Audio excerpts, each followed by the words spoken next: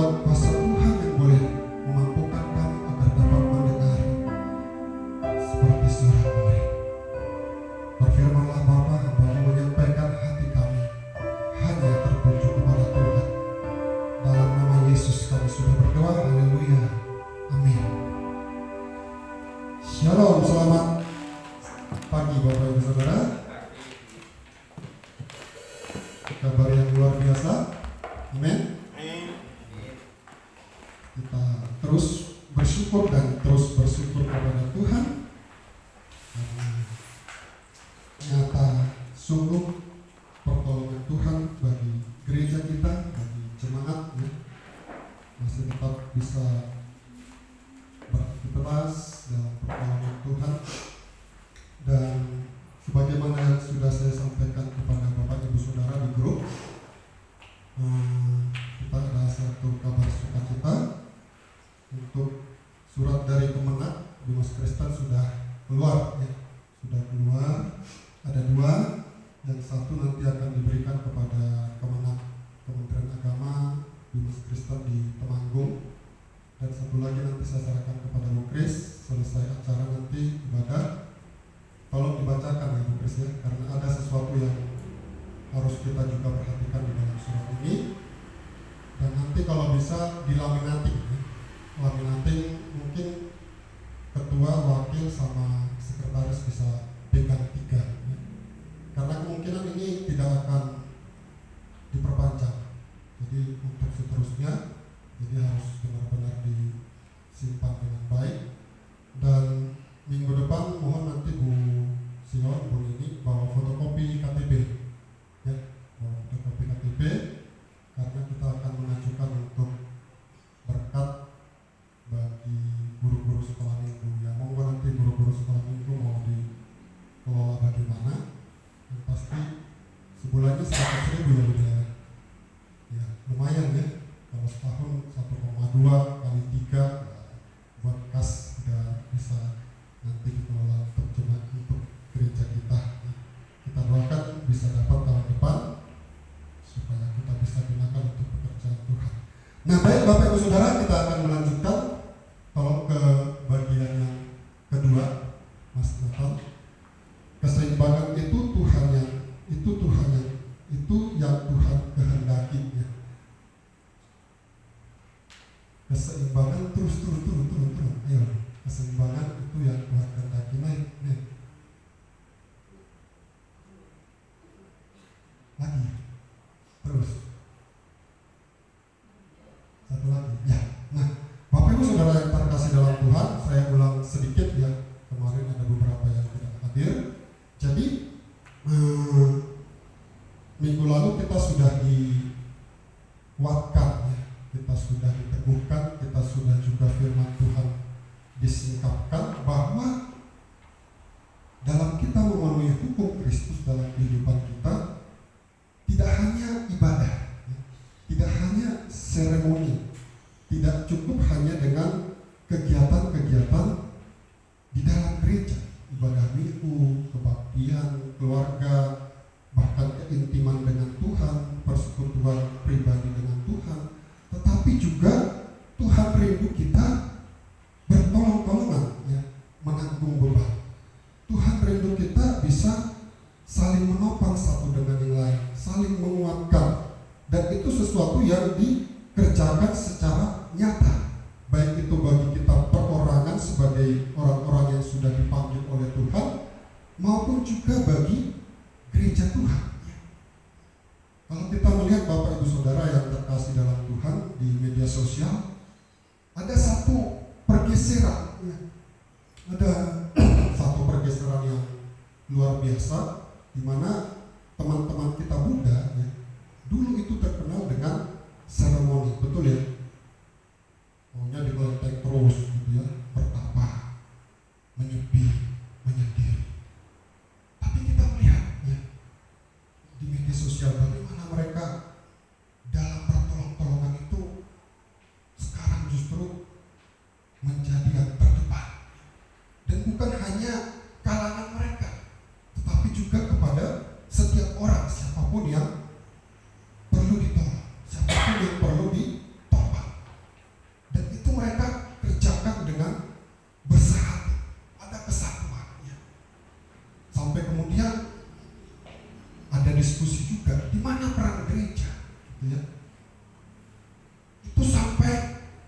sedemikian ada pergeseran Bapak Ibu Saudara.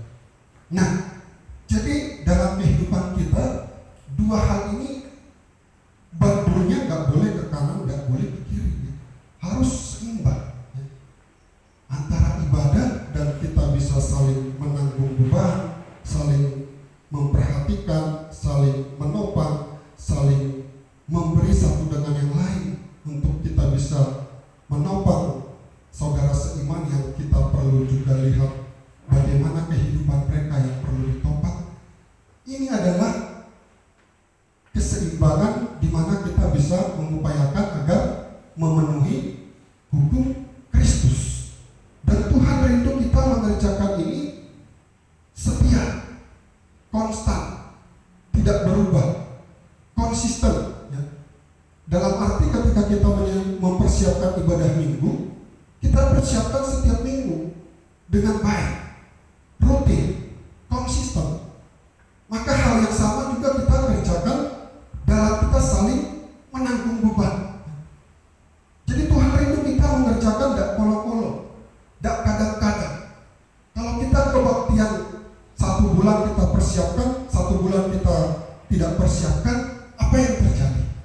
Nah, demikianlah juga dengan kehidupan kita ketika kita tidak konsisten dalam saling tolong-menolong, saling menanggung beban. Dan inilah yang kita bisa lihat di dalam kehidupan jemaat mula-mula.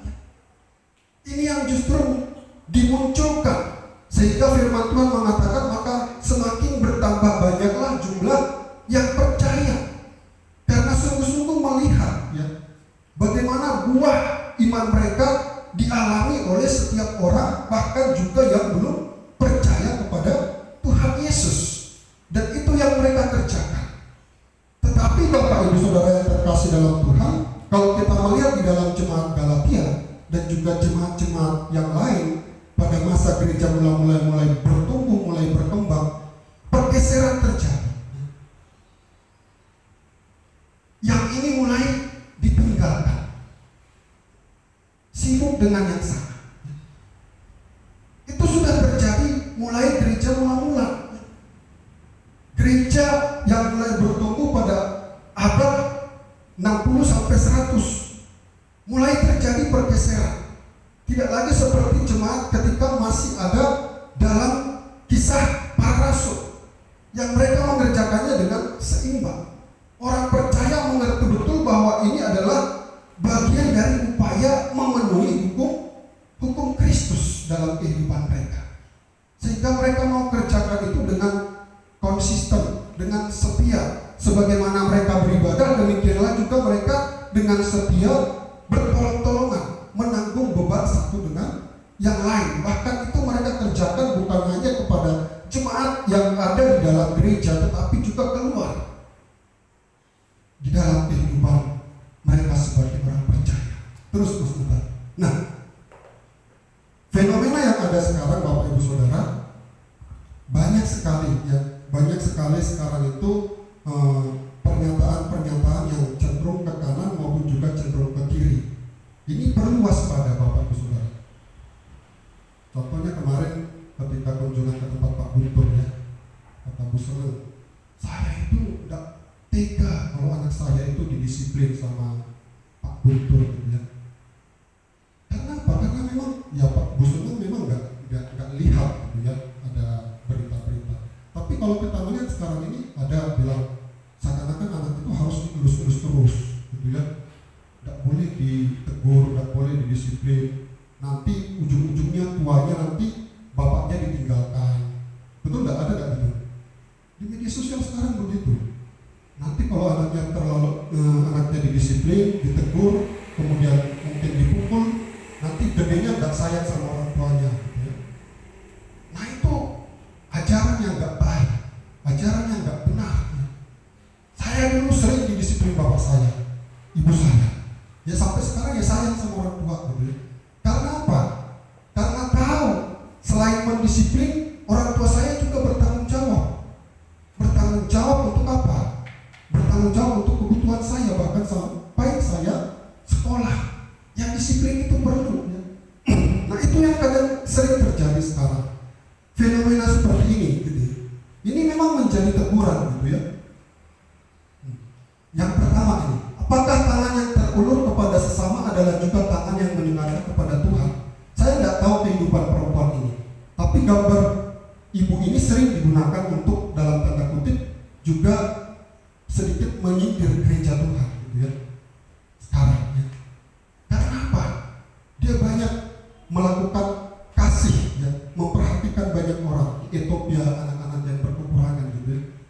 Tapi banyak juga orang yang ketika sudah mengerjakan yang begini, mereka menganggap bahwa ibadah itu tidak penting. Yang penting itu adalah memberi, mengasihi, memperhatikan. Ibadah itu tidak penting. Ibadah itu nonsens. Nah ini juga tidak benar ya. Tapi ada juga yang seperti ini. Sing penting ibadah, sing penting itu kepada Tuhan, vertikal. Tapi pertanyaannya adalah apakah tangan yang terangkat kepada Tuhan adalah juga tangan yang terulur kepada saudara seiman? Tuhan rindu kita mengerjakan keduanya dengan seimbang. Tidak cukup hanya di sini, ya. Rajin ibadah, rajin saat teduh, rajin baca firman, rajin doa, rajin melayani. Tapi ini ditinggalkan. Nah kebalikannya juga, rajin memperhatikan orang lain, rajin memberi, rajin menyatakan kasih satu dengan yang lain dalam arti bertolong-tolongan. Tetapi ini orang penting. Firman Tuhan tidak berkata demikian. Tuhan rindu kita mengerjakannya secara bersama-sama dalam kehidupan kita secara seimbang. Terus, nah ini fenomena yang ada Bapak Ibu Saudara, kecenderungan orang-orang percaya, jemaat Tuhan, karena memang dari dulu pengajarannya demikian ya, lebih suka hal-hal yang seremoni ya. Kecenderungan yang ada yang seperti ini ya. Ada gak seminar tentang memberi? Ada gak KKR tentang bagaimana untuk memperhatikan saudara seiman? Ada gak? Jarang kan? Jarang. Adanya seminar ibadah, seminar tentang musik dan melayani Tuhan. Jarang ya. Lebih suka dengan hal-hal seremoni, ibadah minggu, kebaktian keluarga, jam doa, acara Natal, Paskah, daripada saling menanggung beban, memberi, bertolong-tolongan. Ini jarang sekali digemakan di dalam kehidupan bergereja. Yang ada adalah ketika Natal. Berapa budget Natal kita? Ada gereja di tempat lain, baptis juga. Wah, bangga sekali. Pak, kami budget Natalnya 200 juta. Nah, 200 juta itu buat apa aja? Apakah itu juga untuk memperhatikan jemaat yang perlu ditolong, saudara-saudara seiman, atau juga keluar? Itu yang jadi pertanyaan. Atau 200 juta itu hanya untuk makan, untuk ornamen-ornamen, untuk aksesoris dan lain sebagainya? Ini yang jadi persoalan Bapak Ibu Saudara. Ini yang jadi pergumulan ya. Kecenderungannya begini ya. Karena memang dibawa ke sana ya. Dibawa ke sana ya. Terus, nah seringkali kita menganggap bahwa hanya dengan ibadah kita sudah melakukan kehendak Tuhan. Hanya dengan melakukan acara-acara ibadah kita sudah berkenan kepada Tuhan. Seringkali kita memandang demikian, berpikir demikian. Kalau kita sudah beribadah, kalau kita sudah rajin ibadah minggu, kebaktian rumah tangga, jam doa, saat teduh, maka kita sudah menjadi anak-anak yang berkenan kepada Tuhan. Padahal firman Tuhan katakan, demikianlah kamu memenuhi hukum Kristus ketika kamu saling bertolong-tolongan, ketika kamu saling menanggung beban, ketika kamu saling memberi satu dengan yang lain, memperhatikan saudara seiman di dalam tubuh Kristus yang memang perlu untuk kita topang dalam kehidupan mereka. Terus, nah kita lihat ini luar biasa Bapak Ibu Saudara. Kita baca bersama-sama ya, Matius 25 ayat 34 sampai 36. 1, 2, 3. Dan raja itu akan berkata kepada mereka yang di sebelah kanannya, mari hai kamu yang diberkati oleh Bapakku, terimalah kerajaan yang telah disediakan bagimu sejak dunia dijadikan. Sebab ketika aku lapar, kamu memberi aku makan.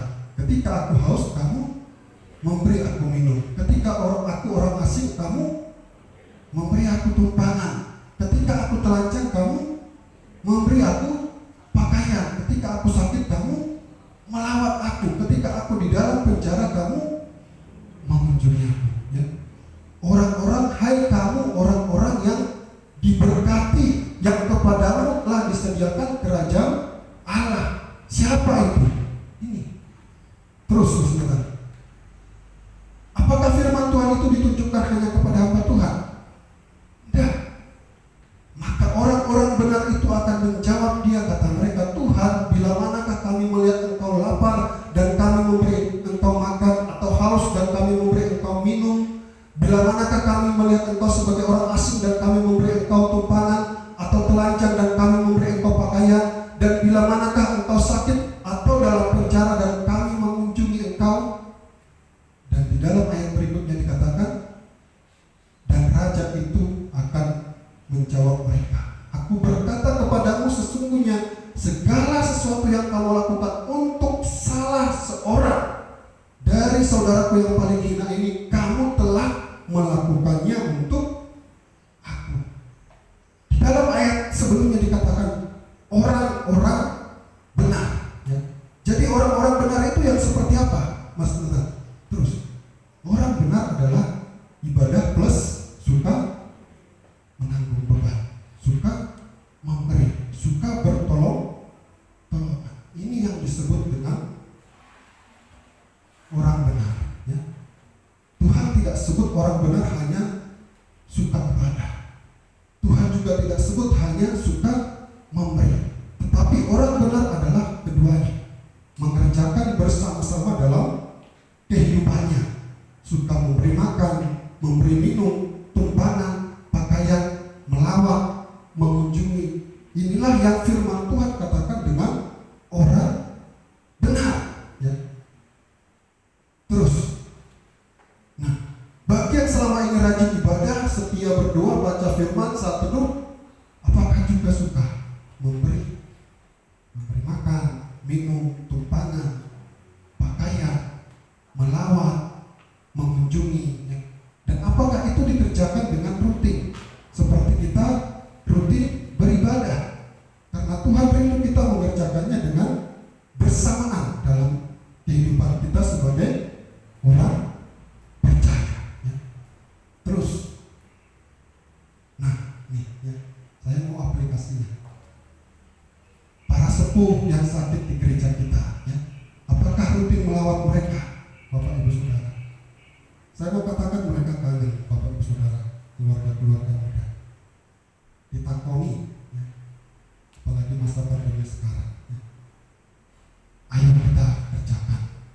Bapak Ibu Saudara yang berkumpul dengan Tuhan, mungkin 2 kali, mungkin setiap 1 kali 2 bulan, atau mungkin 1 kali 3 bulan. Tidak harus setiap bulan, karena kan kita kan sibuk, ya. Bapak Ibu Saudara juga bekerja. Tapi coba sekali 3 bulan tidak apa-apa, ya. Datang, ya. Nanti Bapak Ibu Saudara pulang didoakan, kan? Minta didoakan di sana dengan para sepuh. Berkat dari para sepuh itu luar biasa. Senang nggak Bogor kalau dikunjungi? Senang gitu, ya. Nah, didatengin, nanti Bu, tolong saya didoakan. Pak Harjo, tolong saya didoakan. Doakan usaha saya, keluarga saya, seperti itu, ya. Nah, apakah kita juga rutin berbagi, ya? Bertolong-tolongan menanggung beban? Kita tanya sama Tuhan, ya. Kita atur, ya. Tidak harus sekali sebulan, bisa per 3 bulan sekali. Kita tanya sama Tuhan, siapa yang perlu kita tolong. Kita lihat dulu jemaat kita, baru nanti keluar.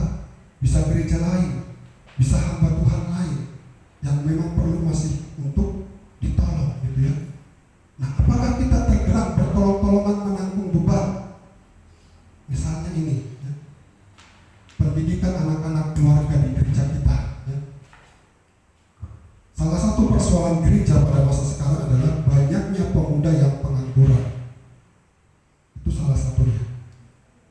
Kalau umpamanya, ya, sejak dari kecil jemaat-jemaat yang perlu ditolong anak-anaknya dalam biaya pendidikan sampai mereka nanti bisa misalnya sampai kuliah, gereja saya rutin bisa menolong, kira-kira pengangguran berkurang nggak? Berkurang nggak pengangguran? Berkurang. Kenapa banyak sekali masalah pemuda seringkali terjadi? Kenapa banyak anak-anak muda yang pindah ke lain iman? Karena mereka di sininya nggak dibekali dengan baik, tidak punya pengetahuan yang baik, tidak punya pendidikan yang baik. Nah, kalau kita gereja Tuhan itu konsisten dari kecil, kita lihat misalnya jemaat-jemaat yang kita perlu tolong, sampai nanti mereka dewasa, kita komitmen. Nah, ini kecenderungan yang ada adalah seperti ini ya.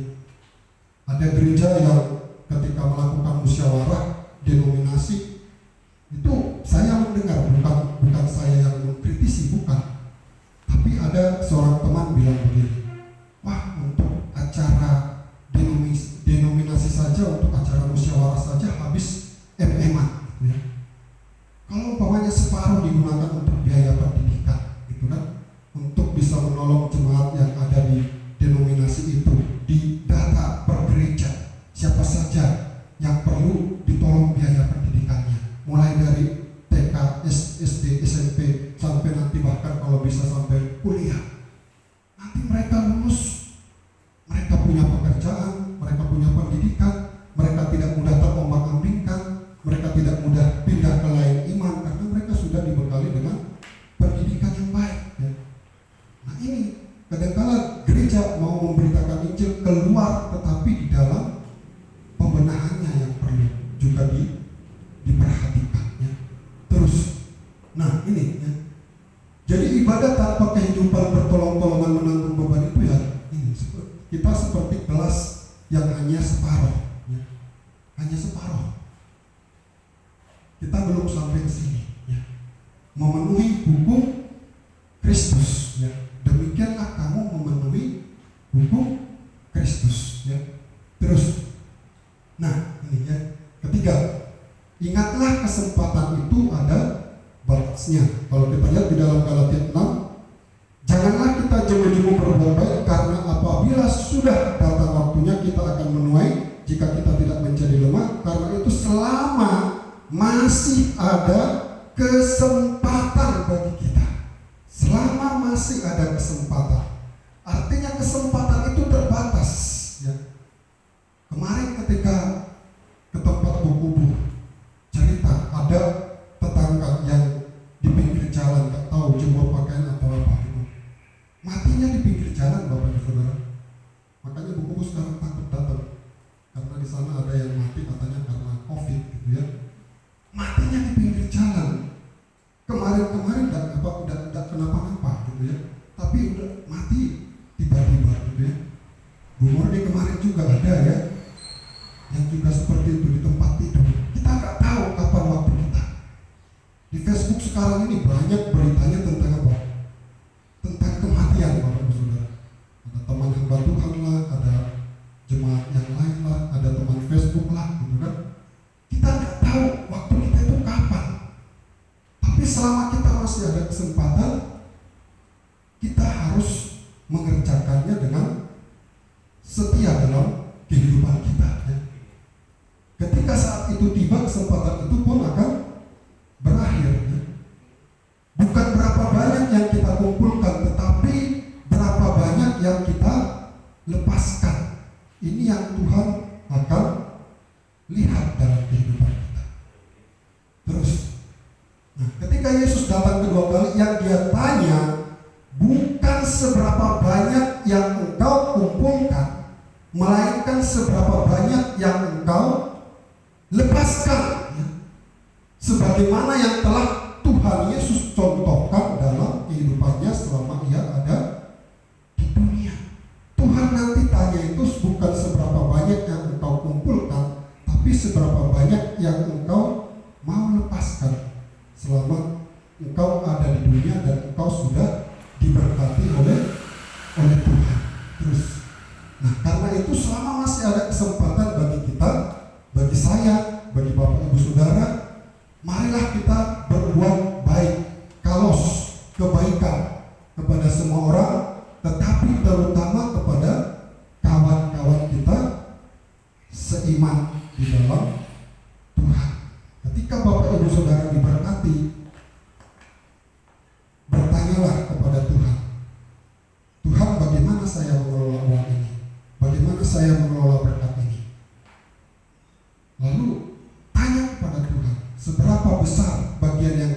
saya gunakan untuk memberkati orang lain. Itu yang perlu kita tanya terlebih dahulu, baru nanti yang lain. Seberapa banyak saya gunakan untuk investasi, seberapa banyak saya gunakan untuk modal, seberapa banyak saya gunakan untuk misalnya memperbaiki kebutuhan keluarga. Itulah yang perlu kita kerjakan ketika kita dapat berkat, ya.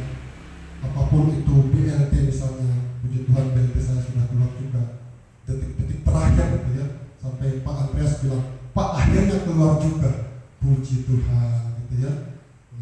Langsung nyelenting gitu ya. Perpuluhan yang pertama, ya, jangan perpuluhan digunakan untuk memberkati orang lain, keliru gitu ya, itu nggak bisa, itu jelas untuk Tuhan. Lalu kemudian apa?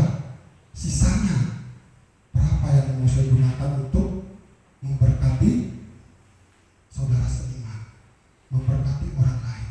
Baru nanti kemudian berapa yang saya mau gunakan untuk beli popok anak, beli celana anak, beli misalnya sepeda anak, baru itu kemudian, atau mungkin bisa untuk investasi dan lain sebagainya. Jadi begitu ada berkat, pertama perpuluhan, yang kedua berapa yang mau Tuhan saya gunakan untuk menanggung beban pertolong-tolongan kepada saudara seiman dan juga orang-orang yang membutuhkan pertolongan. Dan itulah yang Tuhan nanti tanya ketika dia datang kedua kali, ketika dia datang untuk menghakimi dunia dan juga menghakimi orang-orang percaya. Kita juga akan dihakimi. Dari penghakiman itulah nanti kita akan dilihat upah buah yang kita kerjakan, ya. Kita nggak dilemparkan ke neraka, tapi kita akan juga dihakimi bagaimana kita bisa berbuah di dalam kehidupan kita ketika kita sudah dipanggil menjadi orang-orang percaya. Jadi mari Bapak Ibu Saudara yang terkasih dalam Tuhan, dan saya rindu untuk Natal nanti kita arahnya ke sini, ya. Nanti panitia Natal mungkin apakah perlu dibentuk atau enggak, nanti kita rembuk, tapi fokus kita ke sini. Pertama kita lihat jemaat, ya. Kita sudah mengerjakannya selama ini, sudah bagus. Saya tahu juga Bapak Ibu Saudara sudah mengerjakannya, karena setiap kali kunjungan pasti ya mereka cerita juga. Tapi ayo kita kerjakan dengan lebih lagi, amin. Supaya melalui kehidupan kita banyak orang yang bisa juga merasakan kasih Tuhan, dan kita juga melihat lingkungan kita, ya. Sudah waktunya kita bisa lebih lagi berdampak bagi lingkungan di sekitar gereja, supaya kita bisa lebih bermasyarakat dengan setiap keluarga-keluarga yang ada di lingkungan gereja kita. Mari kita bangkit berdiri. Jadikan kami satu.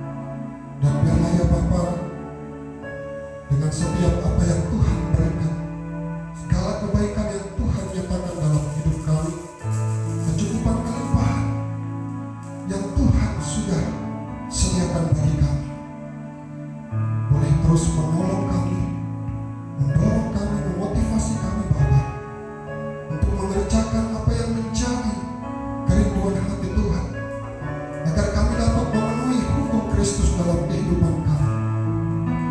Kami mengucap syukur ya Bapa, kalau di dalam ibadah kami sepanjang tahun ini, bahkan juga di tahun-tahun yang lampau, kami boleh beribadah dengan penuh sukacita, damai sejahtera. Kami boleh menikmati, memuji, menyembah, memuliakan Tuhan tanpa gangguan ya Tuhan. Kami mengucap syukur ya Tuhan. Oleh karena itu Bapa, biarlah juga ya Bapa Tuhan, Tuhan boleh berikan kami lebih lagi kerinduan, lebih lagi semangat, lebih lagi ya Bapa kesehatian, untuk kami boleh memperhatikan saudara-saudara kami, untuk kami boleh menggunakan waktu kami Bapa untuk menengok saudara-saudara kami yang seniman, orang tua kami, para sepuh yang saat ini cukup lama mereka tidak hadir. Mampukan kami Bapa untuk melawat mereka, mengunjungi mereka, bukan karena ada acara, bukan karena ada perjamuan Tuhan atau lain sebagainya, tetapi di keseharian kami, dalam kesibukan kami, kami boleh dimampukan oleh Tuhan untuk mengatur waktu secara berkala. Bertiga kali sebulan kami boleh datang, untuk kami boleh menilik mereka, mengetahui kondisi mereka, keadaan mereka, bahkan juga berbagi untuk mereka, bertolong-tolongan menanggung beban. Kami tahu ya Bapak, mereka rindu untuk boleh ada di rumah Tuhan, tetapi kondisi situasi yang ada saat ini memaksa mereka harus berdiam di rumah masing-masing. Terlebih lagi untuk orang tua kami yang sakit, kerinduan mereka besar ya Bapak untuk bersama beribadah, menyembah dan meninggikan Tuhan. Tetapi kami tahu ya Bapak, situasi yang tidak memungkinkan mereka untuk hadir. Oleh karena itu biarlah kami ya Bapak yang boleh datang menilik mereka, yang boleh datang untuk bersama mengajak mereka bermazmur, memuji Tuhan, bersukacita, menceritakan kebaikan demi kebaikan Tuhan yang Engkau nyatakan dalam kehidupan kami, sehingga mereka boleh terhibur, mereka boleh mengucapkan syukur bahwasanya dalam keadaan seperti apapun kami boleh tetap dipelihara oleh Tuhan. Kami percaya ya Bapak, nilai itu Tuhan lebih dari segalanya bagi mereka ya Bapak, karena mereka telah mengerjakan banyak hal di masa muda mereka.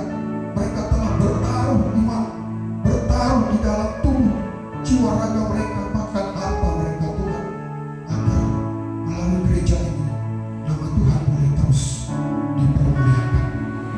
Kami juga membawa dalam doa ya Bapak, untuk jemaat-jemaat kami, jemaat-jemaat Tuhan, yang kami tahu ya Bapak, dalam situasi saat seperti sekarang ini juga ada yang kekurangan, ada yang kesulitan, ada di antara mereka ya Bapak yang juga membutuhkan kami ya Tuhan, untuk kami lebih lagi memperhatikan mereka. Gerejamu sudah melakukan ya Tuhan, tetapi kami rindu, Tuhan rindu untuk kami boleh lebih lagi Tuhan, untuk boleh bersama-sama kami bertolong-tolongan dengan kesehatian, kesatuan ya Bapak.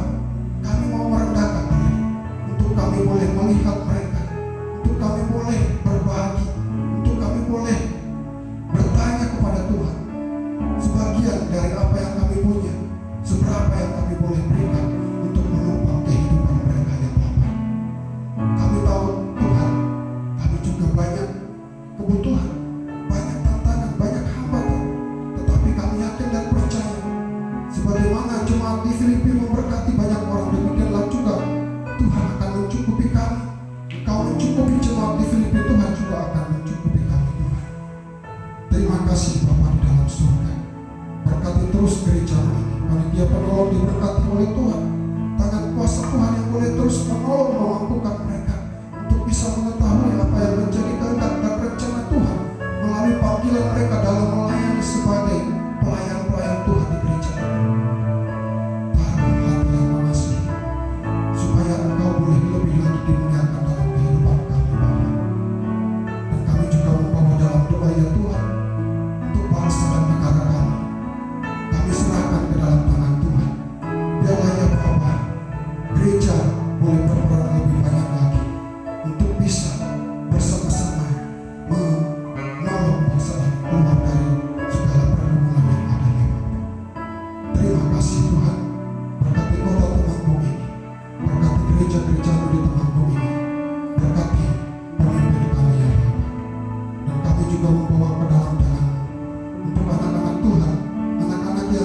sebelum boleh beribadah di gereja-Nya Tuhan, Kau yang boleh terus menjaga kebutuhan hidup mereka, kebutuhan iman mereka.